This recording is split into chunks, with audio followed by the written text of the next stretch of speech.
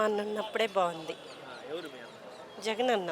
ఆ, ఇప్పుడే ఉన్నాయి. ఇప్పుడేం బాలేదు. అప్పుడే బాగుంది. అప్పుడేం బాగుందంటారు, ఇప్పుడేం బాగాలేదు? కరెంటు బిల్లులు కానీ ఏదైనా కానీ ఇప్పుడు అన్నీ పెరిగిపోయినాయి. అప్పుడు జగన్ అన్న ఉన్నప్పుడు అన్నీ రీజనబుల్ ఉండేవి. అది ఓకే, మరి ఇప్పుడు చంద్రబాబు నాయుడు గారు అధికారంలోకి వచ్చే ముందు కరెంటు బిల్లు ఎటువంటి పరిస్థితుల్లో పెంచనని చెప్పారు, ఆయన పెంచారా? పెంచారు. డబుల్ ఛార్జెస్ పడుతున్నాయి. అమ్మఒడి ఇద్దరికి ఇంట్లో ఎంతమంది ఉంటే అంతమంది అన్నారు. నాకు ఇద్దరు అమ్మాయిలు, ఒక్కరికే పడింది అమ్మఒడి. అదేమంటే ప్రూఫ్లు ఇవ్వాలి, అది ఇవ్వాలి, ఇది ఇవ్వాలి. అది ఎవరికి ఎన్ని సచివాలయంలో తిరిగినా కూడా ఏం లేదు. ఎంత అమౌంట్ పడింది? 13,000 పడింది. అంటే 15,000. ఏ లేదు.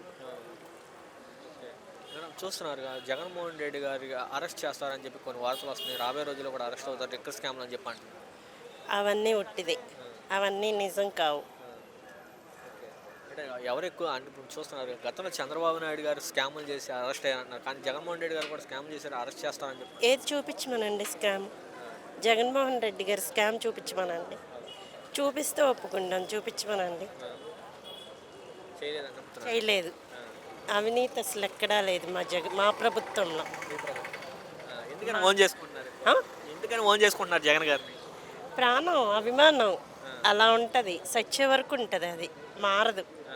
అది అంటే మరి చాలా మందిని జగన్మోహన్ రెడ్డి గారి సన్నిహితులు కానీ ఉన్న చుట్టుపక్కల వారందరూ కూడా అరెస్ట్ చేయడం జరుగుతుంది, ఇట్లా మాట్లాడేవారు. అదే ఇప్పుడు నిజం మాట్లాడితే ఇప్పుడు నేనేంది టీడీపీకి ఏదన్నా వ్యతిరేకంగా మాట్లాడతాను.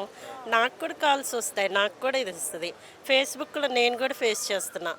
అయినా కూడా నేను కామెంట్స్ పెట్టడం ఆపట్ల.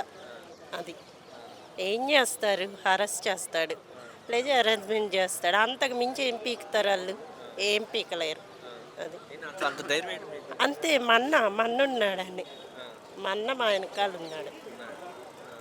మరి చూస్తున్నారు అంటే ఇప్పుడు సోషల్ మీడియా యాక్టివిస్టులు కూడా కొంతమంది రెడ్ బుక్ రాజ్యాంగం అని చెప్పి అమలు వచ్చామని చెప్పి రాబోయే రోజుల్లో కూడా ఇంకా కొంతమంది అరెస్ట్ చేసే అవకాశం ఉంది.